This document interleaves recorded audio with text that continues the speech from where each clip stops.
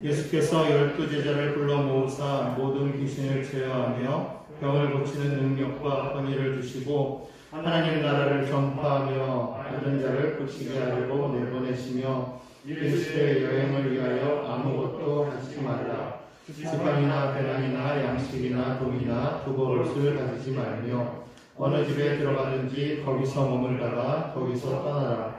누구든지 너희를 영접하지 아니하거든 그 성에서 떠날 때에 너희 발에서 먼지를 떨어버려 그들에게 증거를 삼으라 하시니 제 아들이 나가 각 나라에 두루다니며 곳곳에 복음을 전하며 병을 고치더라. 아멘. 예수님께서 제자들을 부르신 다음에 그들에게 사명을 주셨습니다. 그 사명이 무엇이냐면 바로 복음을 전하는 것이었어요. 그 복음의 내용이 뭐냐? 핵심이 뭐냐? 바로 하나님의 나라입니다. 누가복음에 보면 하나님의 나라에 대해서 많이 말하고 있는데 성경에서도 보면은 세례 요한이 메시지를 전할 때에도 회개하라, 하나님의 나라가 가까이 왔다.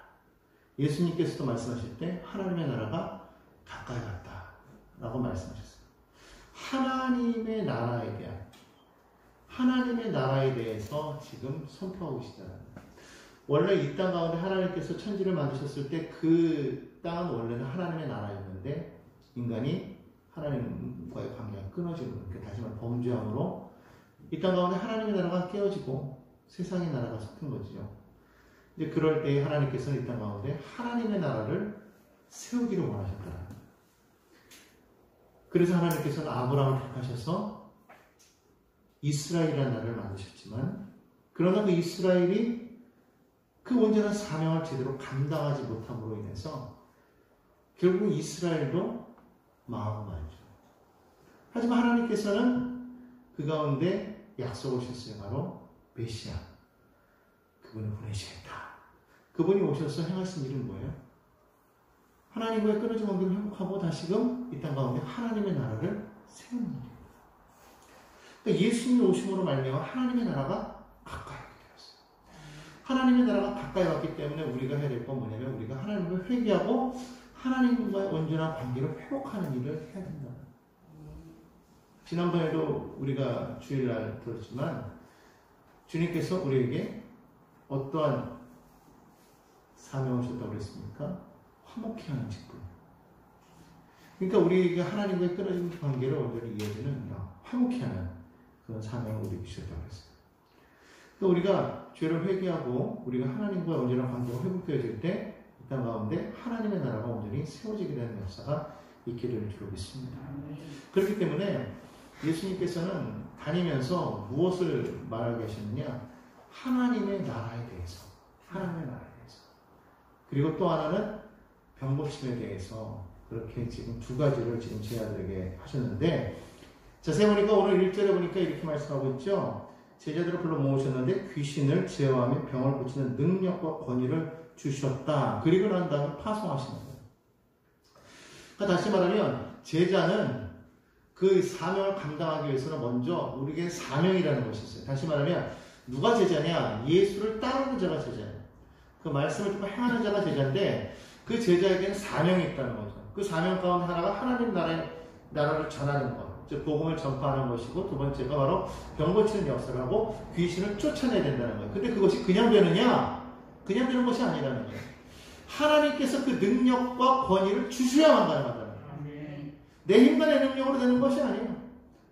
내가 예수를 믿는다고 해가지고 되는 것이 아니라 내가 예수님의 제자로 부름받았을 때 하나님께서 나를 보내실 때 나에게 그 능력과 그 권위를 주셔야만 그것으로서 우리는 귀신을 쫓아내고 병을 고치며 하나님의 나라를 전파할 때 그들이 회개하고 하나님께로 돌아오는 역사가 일어나게 된다는 것이죠.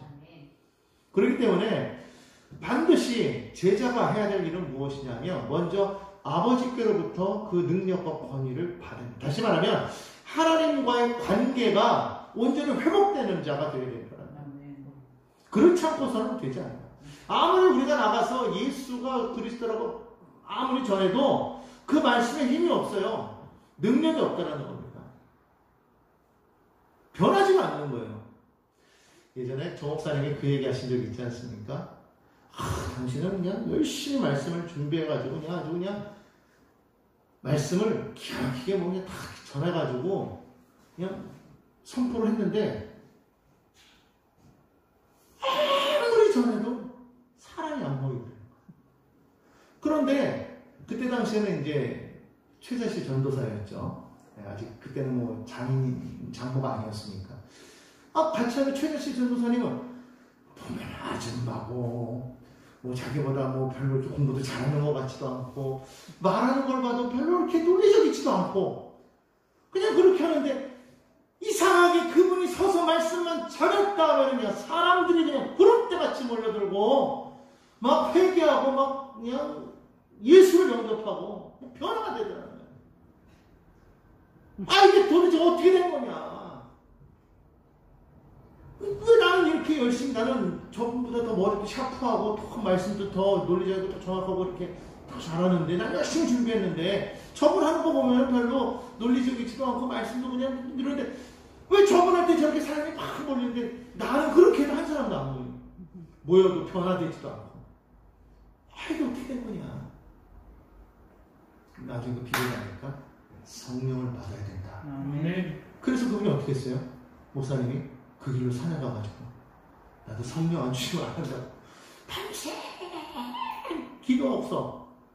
처음에는 그냥 그렇게 무서웠대잖아요. 그런데도 불구하고 그냥 밤새도 그냥 물리치고 기도하는데 새벽 때까지 그냥 막 하는데 갑자기 그냥 혀가 막 꼬이더니 똥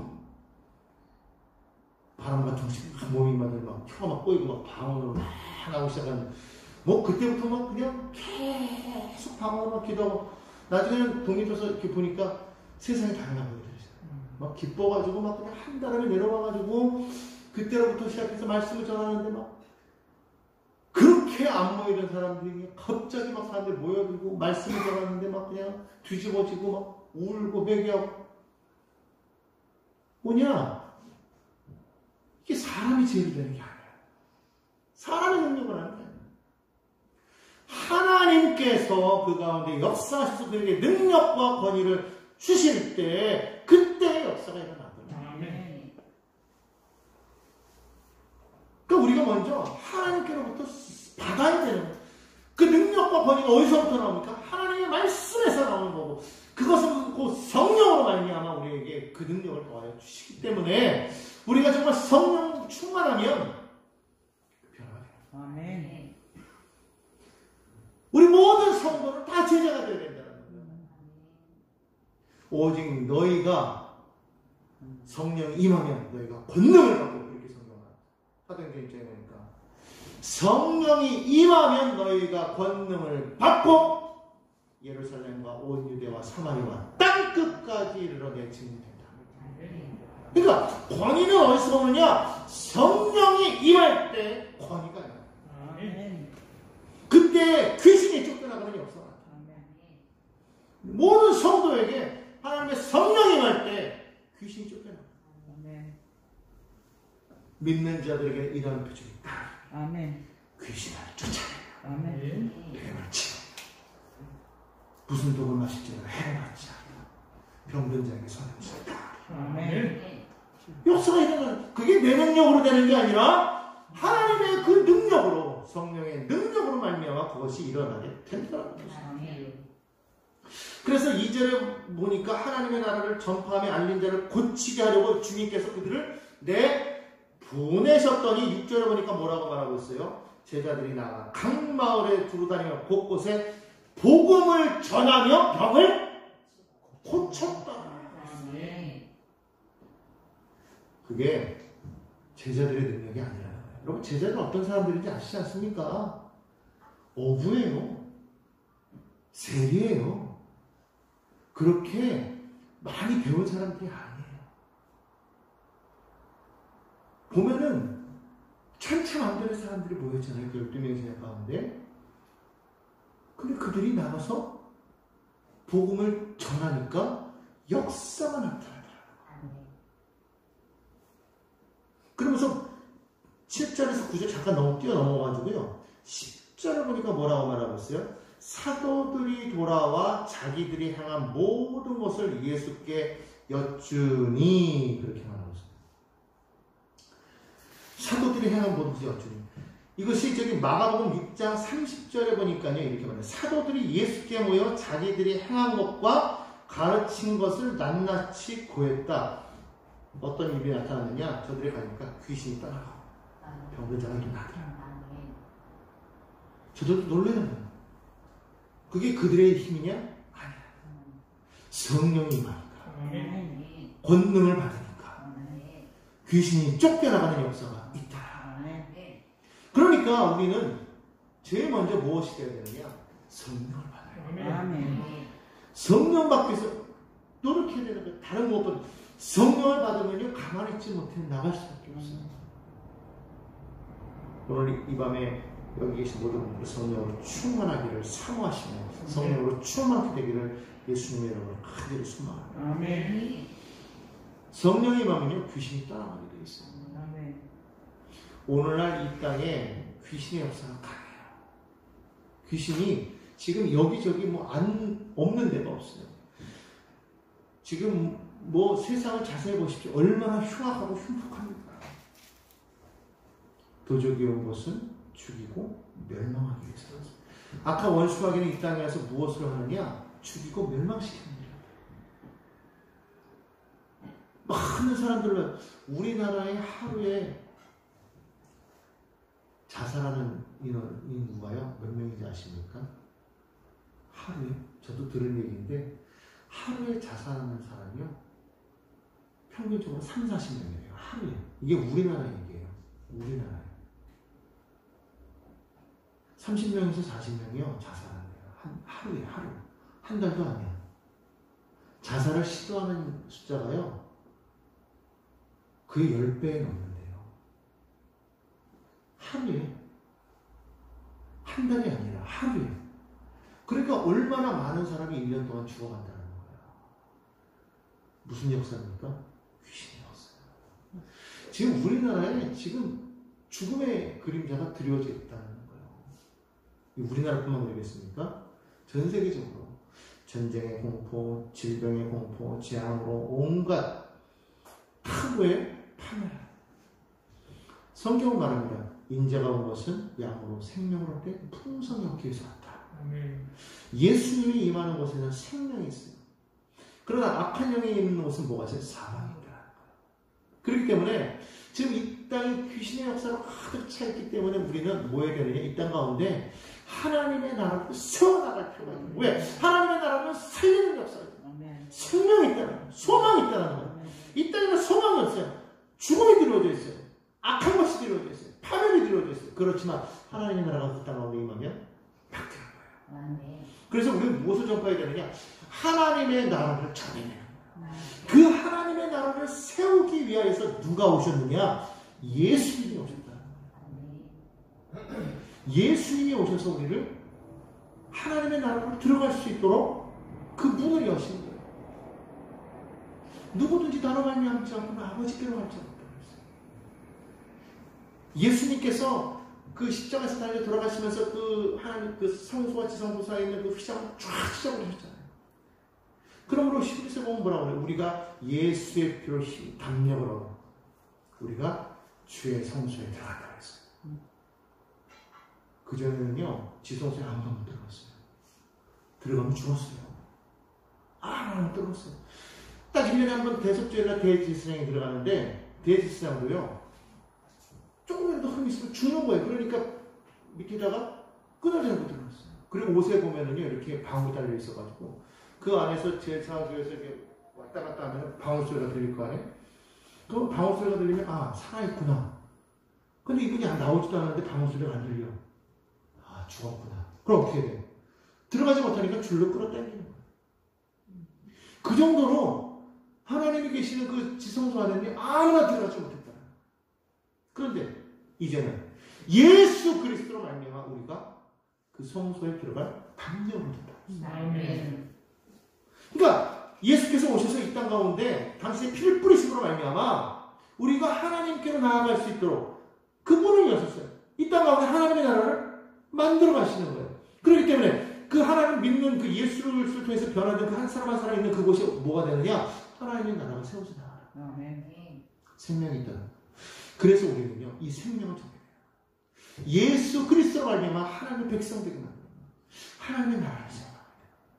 하나님의 나라는 어떤 것입니까? 하나님의 왕이 되어 다스립니다. 하나님을 주권자로 인정하는 거예요. 그분이 우리의 통치자가 되십니다. 그거를 인정하는 그 나라를 우리가 해나가야 된다는 거예요.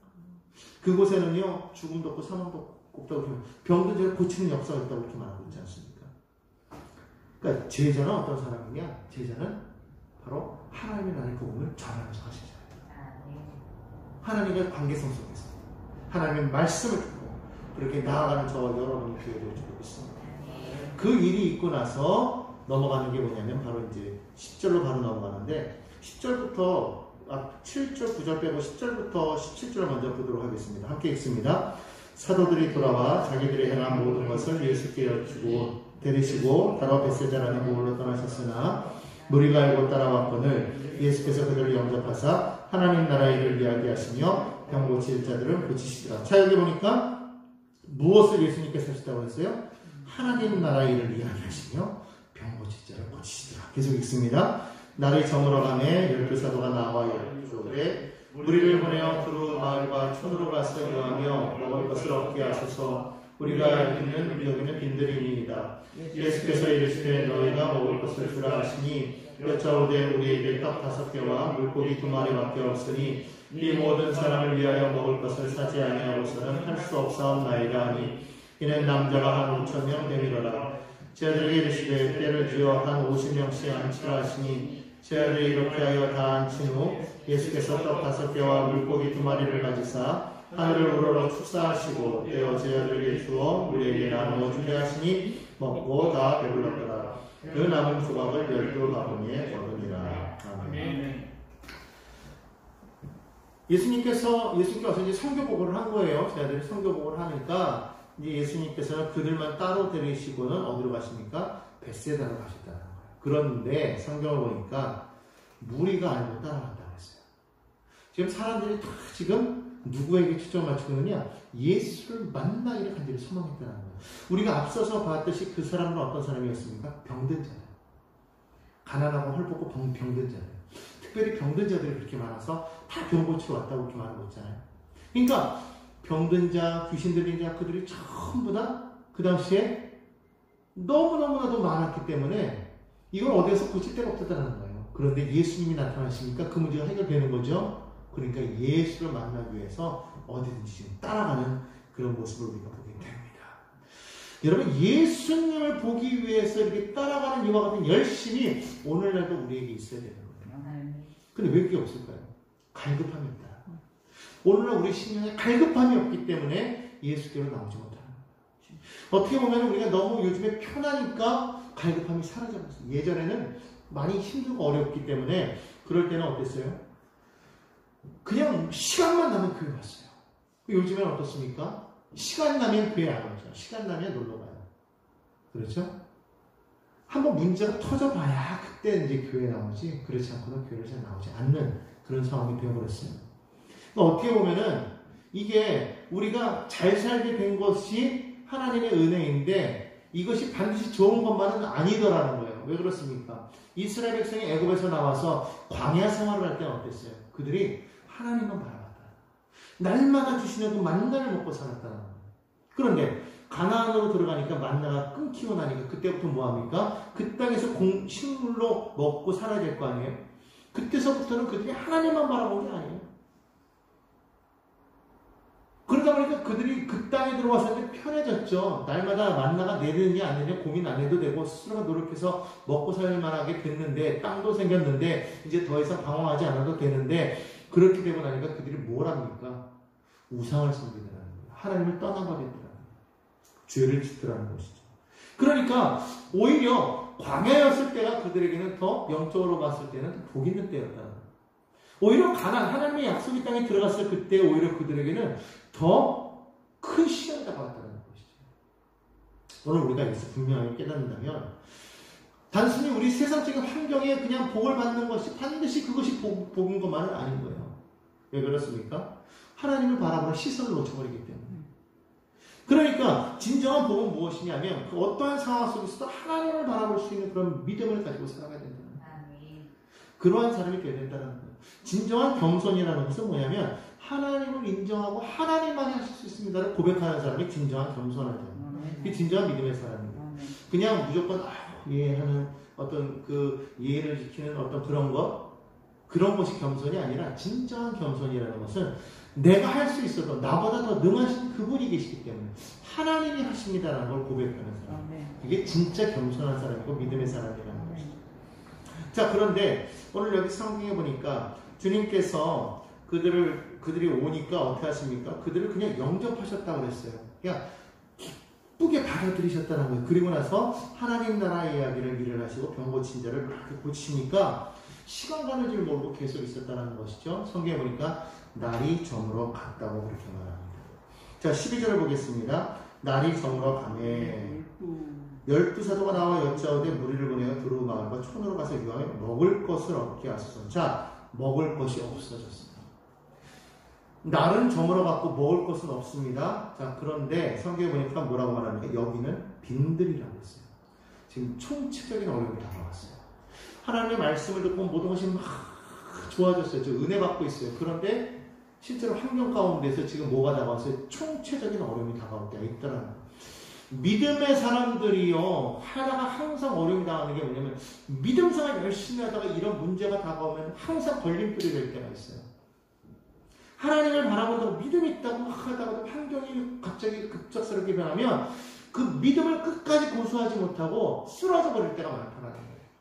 하나님 내가 열심히 믿어오는데 내가 이렇게 열심히 내가 행동했는데 왜 하나님 갑자기 이런 환경이 어려움이 다가옵니까? 할 때가 있어요. 날이 저물어 가요. 빈들입니다. 먹을 게 없어요.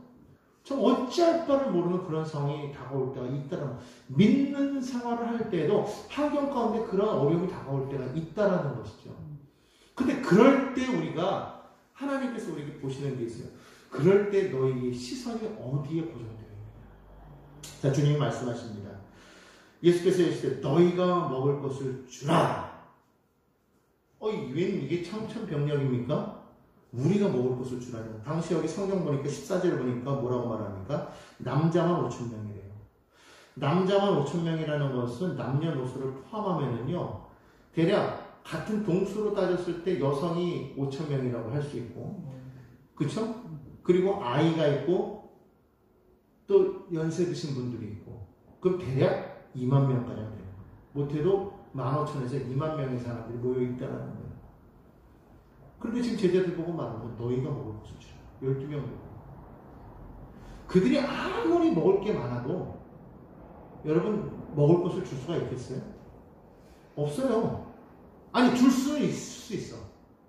하지만 준다 한들 배불릴 수 있겠습니까? 그렇잖아요. 여기 보면 성경에 나와 있지 않지만은 다른 성경에 보면 뭐라고 말하고 있습니까? 빌립이 와서 그렇죠. 주님, 이 정도의 인원을 먹이려면 200데나리온의 돈이 있어야만 됩니다. 200데나리온의 돈이라는 것은 데나리온에 대해서 지난번에 배웠잖아요. 1데나리온은 일꾼 하루 품삯이에요. 그러니까 200데나리온이니까 대략 한 하루 일당 한 10만 원 잡는다고 치면은요, 200데나리온이면 2천만 원이에요. 못해도 2천만 원이 있어야 이를 먹이지 않겠습니까? 2만 명이니까. 근데 솔직히 요즘 가격으로 따면은 뭐 밥값 한 5,000원짜리 없잖아요. 못해도 7, 8,000원, 만원 하는데 10,000원짜리 밥 먹이려면은 2만 명이면은 2억 있어야 돼요. 그죠? 그러니까 이게 보통의 돈이 필요한 게 아니에요. 어마어마한 돈이 필요해요. 그럼 우리가 가진 것으로 아무리 우리가 많이 갖고 있다 한들 그들을 먹일 수는 있겠죠. 빵 조각 나눠가지고 조금씩 맛만 봐, 그냥 허기만 채워 이렇게 할 수 있지만 배불릴 수는 없다. 근데 오늘 성경 보니까 뭐라고 했어? 17절에 보니까 먹고 다 배불렀대요. 그냥 먹고 다 배불른 것으로 끝인 게 아니라 그러고서도 남은 조각을 거두었더니 12바구니가 남았대요. 이게 가능하겠습니까? 안 된다는 거예요. 그걸 주님이 모르시는 게 아니란 말이에요. 그런데도 불구하고 주님께서 뭐라고 말씀하시느냐? 너희가 먹을 것을 주라는 거예요. 자, 지금 그들에게는 수중에 가진 것이 있어요? 없어요? 왜? 성경 보니까 뭐라고 말하고 있습니까? 여기서는 지금 소년이라는 말이 안 나오지만 다른 성경에 보면 어린 소년이 가지고 온 물고기 2마리하고 보리떡 5개라고 그랬어요. 근데 여기서는 성경 뭐라고 말하고 있냐면 13절에 보니까 우리에게 떡 5개와 물고기 2마리 밖에 없으니 이렇게 말하고 있어요. 그러니까 지금 그들이 지금 너희가 먹을 것을 주라고 하니까 그들이 시선이 어디로 갔느냐? 자신들에게로 온 거예요. 지금 우리에게 있는 게 뭐지? 아무것도 없어? 돌아다니면서 구해보니까 오병이어만 있더라는 거예요. 그러니까 뭐라고 말합니까? 오병이어 밖에 없습니다. 이렇게 고백하는 거예요. 너희가 먹을 것을 주라고 하니까. 지금 그들의 시선이 어디로 꽂혔느냐? 자기에게로 꽂힌 거예요. 내 주머니로 꽂힌 거예요. 내가 지금 가진 내 능력, 내 지혜, 내 실력, 내 배경, 내가 할 수 있는 것 다 한번 찾아봐라는 거예요. 찾아봤더니 할 수가 없다는 거예요. 그런데 주님께서 뭐라고 말씀하십니까? 때를 지어 50명씩 앉혀라 하셨어요. 때를 지어서 50명씩 앉혀라. 그리고서 뭐 하게 했습니까? 그걸 가지고 오게 하신 다음에 축사하시고 띄어서 나눠 주게 하시는 거예요. 그걸 하면서 제자들이 뭘 바라봤을까요? 주님의 손을 바라봤겠죠. 주님이 그냥 하셔도 될 거를 왜 주님께서는 처음부터 너희가 저들에게 먹을 것을 주라고 했을까? 시험하려고? 약 올리려고? 괴롭히려고? 아니죠. 지금까지 그들이 뭘 했다고 그랬습니까? 능력과 권위를 받아서 나가서 복음을 전하는데 귀신이 쫓겨나가고 병든 자가 일어나는 기적을 체험했다는 거예요. 그게 어디서부터 왔다는 걸 그들이 알아요. 위로부터 권세를 받았다는 거잖아요. 성령이 임하니까 자신들은 그런 거 할 수 있는 게 아니었는데 성령이 임하니까 권능을 받았어요. 권능을 받으니까 그런 역사가 나타나는 걸 체험하고 돌아왔단 말이에요. 신나가지고 예수님께 막 성경을 막 주님 갔더니요 막 이런 이적도 나타나고 저런 이적도 나타나고 우와 세상에 막 우와 흥분했을 거 아니에요. 역시 막 주님 말씀대로 된 지금 그러고 난 다음이란 말이에요. 그 주님 뭐라고 하시냐면 너희가 먹을 것을 주라고 했다. 그러면 누굴 바라봐야 돼요? 아, 주님께서 말씀하셨으니 주님께서 또 우리에게 권능을 주시면 일이 해결이 되겠구나. 이걸 해야 되는데 그들이 그렇게 믿음에 충만하고 역사를 체험했던 그 사람들이 갑자기 뭐라고 그래요? 주님, 우리에게는 이거밖에 없는데요. 이거밖에. 그 앞에 누가 계시는데? 예수. 지금 시선이 어디로 와야 되느냐? 시선이 예수님께로 딱 맞춰서 너희가 먹을 것을 주라고 해서 주님, 그럼 이렇게 줄까요? 주님 말씀 안에 주겠습니다. 주님께로 시선이 딱 꽂혀가지고 그럼 주님 말씀 안에 주십시오. 우리 체험했으니까.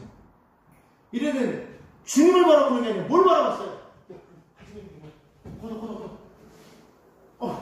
야 이거 어떻게 야 큰일 났다. 주님이 우리에게 주라고 했는데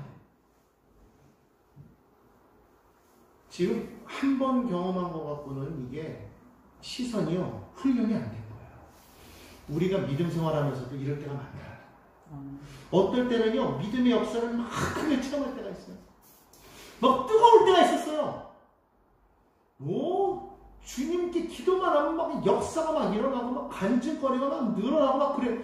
진짜 막 주님이 뭔가 할 것만 같은 막 그런 역사가 막 일어나가지고 막 신나게 막 했는데 어느 순간인가 문제가 탁 다가오는데 그때부터 하나님이 아닌 내 자신을 바라보면서 야 내게 있는 게 이거밖에 없는데 그러면서 뭐라고 해요? 요즘 들어 기도가 힘들어. 내 믿음이 식었나 봐. 떨어졌어. 뭐가 이렇게 안 되지? 자꾸 낙심하는 거예요. 그러면서 이거밖에 없는데 큰일 났다. 이 어려움을 어떻게 해결할까? 지금까지 자기들이 해결한 거 하나도 없었어요. 그냥 하나님이 능력을 주셨더니 주님이 역사하셔서 말씀을 내가 귀신을 쫓아내는데 귀신이 나갑니까? 안 나가요. 성령이 마니까 귀신이 떠나라 그러니까 성령 때문에 귀신이 떠나라. 하나님 주신 그 권위 때문에 떠나는 건데 왜 그걸 잊어버리냐. 시선을 계속 주님께 맞추고 계속 주님만 바라보면서 계속 나가야 되는데 어느 순간인가 주님을 바라보던 그 시선을 이제는 잊어버리고 자기도 모르게 시선이 스스로에게 꽂혀버리더라는 거죠. 환경에 꽂혀버리더라는 거죠. 그 환경 속에 예수님이 계시는데 예수님이 말씀하셨는데 그 말씀하신 주님을 잃어버린다. 말씀을 읽고 말씀을 들어도 그 말씀 속에서 이것을 어떻게 해결해야 되지 스스로가 고민하더라는 거예요. 우리가 아무리 고민한다고 해서 그 고민이 해결되느냐는 거예요. 내게 있는 건 아무리 끌어모은다고 해가지고 거기 있는 것이 내게 가지고 있는 것보다 더 큰데 그걸 어떻게 메꾸냐는 거예요. 아무리 해도 할 수 없는데 주님이 그걸 모르시고 얘기하셨겠냐는 거예요. 그거 아니라는 거예요. 내게 있는 걸 아무리 끌어모아도 세상 문제 다 감당할 수 없어요. 그걸 감당할 수 있는 것은 뭐냐? 세상보다 더 크신 이가 오셔야만 가능한 거 아니겠습니까? 어느 순간에서부터 그걸 잊어버리더라는 거예요. 아, 교회가 크면 큰이라고 작으면 작은이라고 그러겠지. 하나님이 역사하시는데 그게 없어요. 교회가 크다고 해서 세상의 모든 것을 다 감당할 수 있습니까? 안 돼요. 옛날에 그런 말 했잖아요. 가난은 나라님도 어떻게 할 수 없다고 했어요. 나라의 왕이라도요, 한 나라의 왕이라도요, 그 백성들의 가난을 다 해결할 수 없는 거예요. 왜? 인간이. 내게 있는 것으로 다 준다고 해서 그것을 다 해결할 수 있느냐? 천만에 나와요. 절대로 안 되는 거예요. 코로나가 왔습니다. 어려울 때마다 사람들에게 계속 퍼줍니다. 그거를 퍼줬다고 해가지고 모든 게 다 해결됐어요? 아유, 잠깐은 어떻게 해결됐지만 전체는 아니에요. 그쵸? 계속 그럴 수 없다는 거예요. 그러다가는 다 망해. 그거는 방법이 아니에요.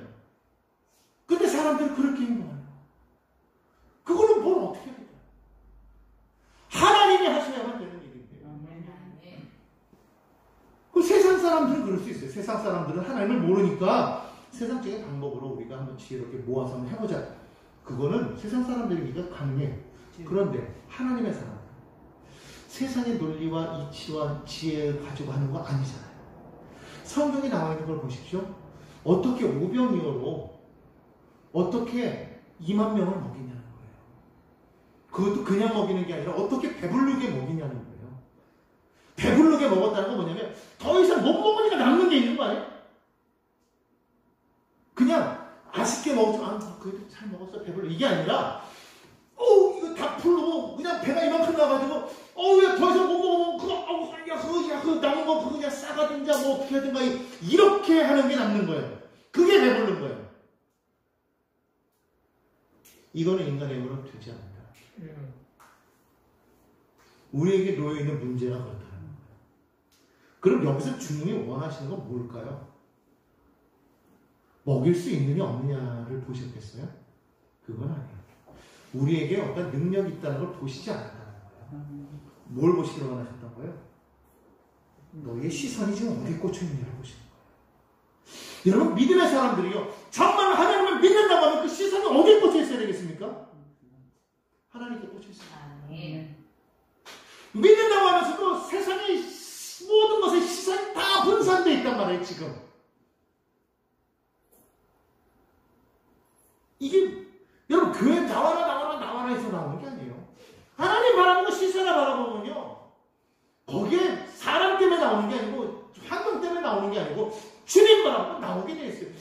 옛날에 그렇게 초창기 때 그 우리나라 60년대 70년대 왜 그렇게 한국교회가 막 부흥하고 발전하고 그랬겠어요? 그때는 지금보다 환경이 더 안 좋았고요. 더 힘들었어요. 막혔어요. 여름은 찜통 같은 거예요. 겨울은 너무 추웠어요. 의자나 좋았습니까? 의자는 불편했어요. 심지어는 방석 깔고 앉고요. 그것도 없었어. 그냥 바닥에 주저앉아서 해도 비좁게 앉아가지고 막 그렇게 있어도 예배를요 얼마나 열심히 드렸습니까? 그때는 예전에 저희 기억하는 거 사경회 할 때 저희 순복음은 이제 사경회라고 말하지 않죠. 예전에 보면은 장로 같은 데 사경할 때 일주일 동안 말씀 전하는데 하루에 4번, 5번 이렇게 했어요. 새벽, 아침, 점심, 그 다음 오후, 저녁. 그거를 5일, 7일 계속 사람 계속 가서 밥 먹고 다시 와서 어떤 사람은 안 먹여도 그런데도 그냥 바글바글 은혜 막 터져나. 지금은 얼마나 좋아요. 환경 좋고 여름에 에어컨 막 시원하게 틀지, 겨울에 난방 빵빵하게 틀지, 의자는 푹신하지, 뭐 조명 엄청 좋지, 마이크 소리가 좋아가지고 그냥 저 멀리 있어도 그냥 엄청나게 떨어뜨리게 잘 들리지. 오히려 시끄러워서 문제지. 음악하면 차량 소리 뭐 그냥 기가 막히지. 근데 예배 그러면은 사람들이 그냥 후원하듯이 와요. 와주세요 그래야 온다. 주님이 머리를 좋아해서 와주시옵소서 그래야 온다니까. 이게 무슨 일이에요? 시선이 주님께 안 꽂혀있더라. 요즘 말합니다. 멀어서 바빠서 주님께 시선이 꽂히면은요 오게 돼 있어요. 이 밤에 이 저녁에 여기에 코로나 때문에 못 온다고. 이제 코로나 풀렸어요. 왜 안 와요? 주님께 시선이 안 꽂혀있기 때문에 그런 거. 주님께 시선이 안 꽂혀있기 때문에. 멀어서 하는데 뭐 김포 안에서는요 어디 있든지 사방에서 여기 오는데 20분이면 다 와. 김포 안에서는 20분이면 다 와. 물론 자기 차로 오는 거겠지만 올 데가 없어요? 주차할 데가 얼마나 많아요? 다 올 수 있어요? 왜 안 오느냐? 마음이 하나님께로 꽂혀있지 않는 거. 사람들이 보니까 요즘에 그러더라고요. 요즘에는 코로나에 너무 놀랬던 사람들이 요즘에는 그걸 풀기 위해서 다 여행을 떠난대요. 먹을 것을 찾아 식당 가면 사람들이 바글바글 하고요. 여행지마다 사람들이 바글바글 하고요. 그 멀리도요 갑니다. 힘들어도 갑니다. 왜 그러냐? 거기에 시선이 꽂혀있기 때문에. 예수의 시선이 꽂히면 교회가 왜 안 부흥됩니까?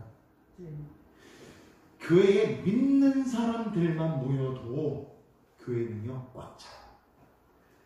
우리가 해야 되는 건데 믿는 사람들만 모이는 걸까요? 아니잖아요. 뭐예요? 믿지 않은 사람들에게 뭐 하라는 거예요? 하나님의 나라를 전하라는 거예요.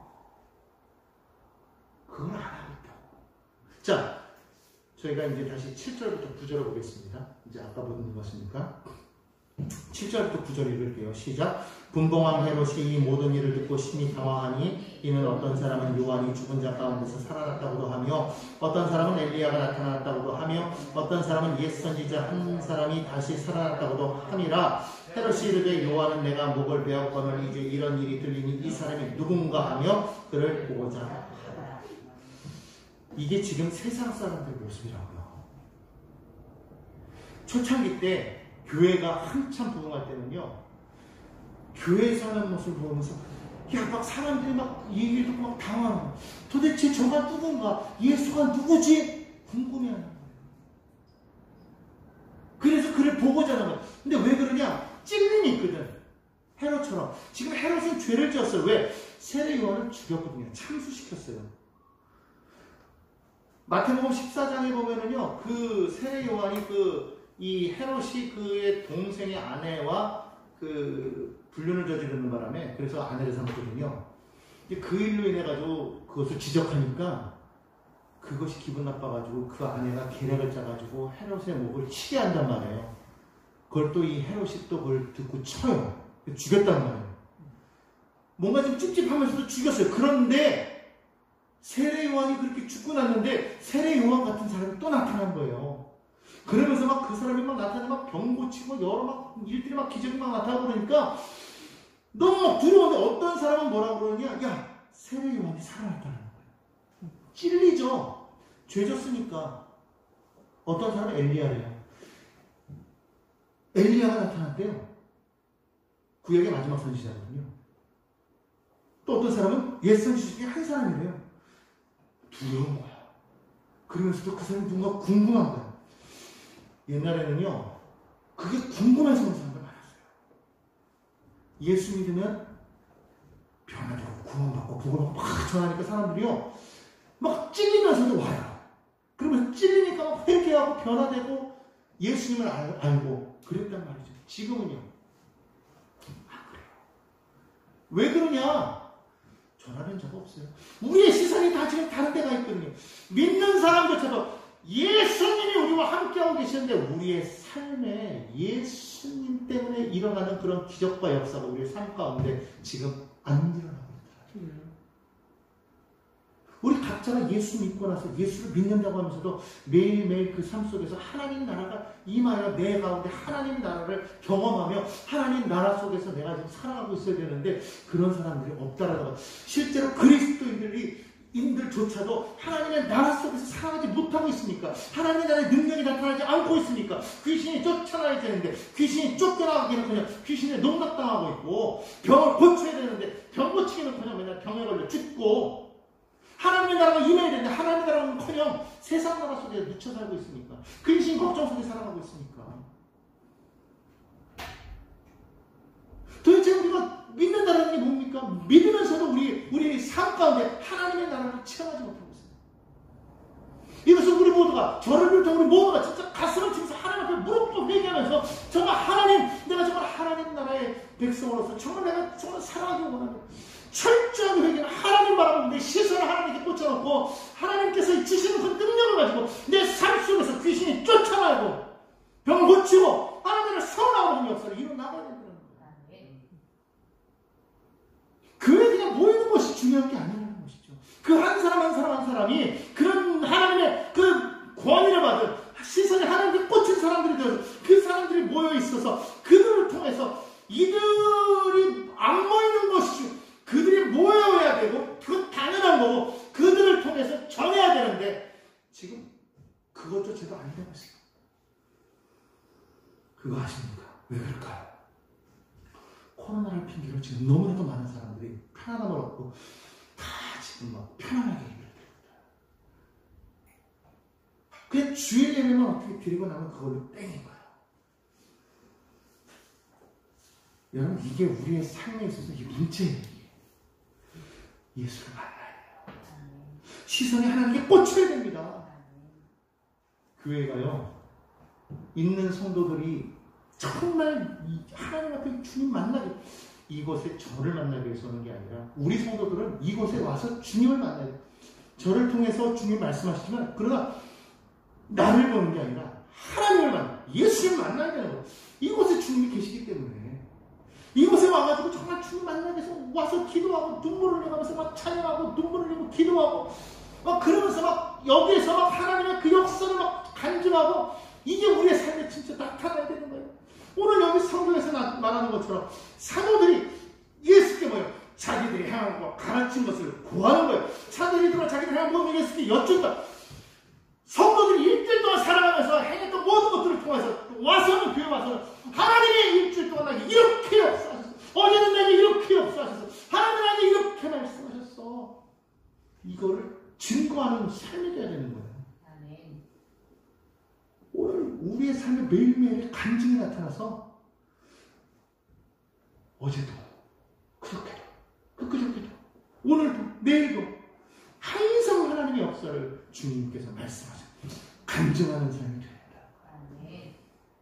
우리의 삶에 간증이 있어야 돼요. 맨날 우리 입술에서 힘들어서, 어려워서, 고생해서. 여러분, 이 말은요, 이게 우리 입에서 벗어나야 돼요. 왜? 우리는 그런데 그거는 나를 바라보는 시선에서 나오는 말이고, 예수님을 바라보는 시선에서의 말은 나는 부족합니다. 그러나 주님은 강하십니다.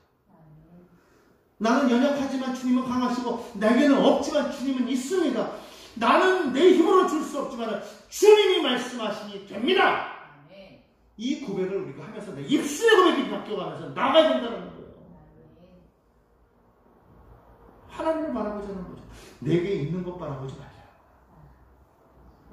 내게 있는 것 가지고 바라보면서 그걸로 하는 게 아니라, 우리는요, 내게 있는 것으로 행하는 사람이 아니라 하나님이 주시는 그 능력, 하나님이 주시는 그 재물과 하나님이 주시는 그 보화를 가지고 우리가 일할 수 있어야 된다. 그 능력을 체험하자 하는 것이죠. 오병이어는요, 주님이 그거를 단순히 뭐 먹이고 안 먹이고 그게 문제를 보여주려는 게 아니라 시선을 하나님께로 두면 하나님의 나라는 이와 같이 된다는 거예요. 물질적인 거 있고 없거는요, 그건 하나님께는 아무것도 아닌데 왜? 하나님께는요, 없는 것을 있는 것 같이 보시나요? 죽은 자를 살리시는 거예요. 그 하나님께 우리는 왜 없다고 낙심하고 있다고 좋아합니까? 있어도 있는 게 아니고 없어도 없는 게 아니에요. 하나님이 계시면요, 없든 있든 상관없어요. 주님이 하시는 거예요. 우리가 주님 앞에 단호하게 주님을 위해서 우리가 걸면은요, 하나님이 주시는 거예요. 여러분, 저는 소망합니다. 우리 영성교회 성도들이 진짜 한 분 한 분 한 분이 진짜 주님을 바라보면 시선을 바꿔야 된다고 저는 생각합니다. 제가 여기서 성도들 나오십시오, 제발 왜 나오십시오, 이게 중요한 게 아니에요. 우리는 예배는 당연히 나와야 되는 거고, 나와서 뭐 해야 되냐면요, 서로가 간증하고 얘기하면서 증거하면서 이제는 나가서 뭐 해야 돼요? 오히려 세상 사람들에게 전해서 그들로 하여금 채워야 되는 거 아니에요? 그들을 채우는 게 문제가 아니라 목회자가 성도들이 나오는 것을 채워야 된다? 아니죠. 목회자는 성도들과 함께 연합해서 하나님의 일을 온전히 이루고 믿지 않는 사람들을 구원하는데 쓰임받아야 된다. 할렐루야. 능력을 기도해 주십시오. 정말 우리 성도 한 사람 한 사람이요, 정말 하나님께 시선이 꽂혀가지고 하나님께 인생을 걸고 진짜 하나님을 만나면 다른 세계가 열리는 거예요. 예수님을 만나면 다른 세계가 열리는 거예요. 사랑을 모르는 사람이 사랑하는 사람을 만나면 그 마음이 열리고 생각이 열리고 눈이 열리는 것처럼 예수님을 모르는 사람이 예수님을 만나면 생각이 열리고 눈이 열리고 마음이 열리고 환경이 바뀌게 될 줄로 믿습니다. 오늘 예수님을 만남으로 모든 것이 다 아름답게 보이고 모든 것이 다 할 수 있다는 능력으로 바뀌는 그런 모두가 되기를 간절히 소망합니다.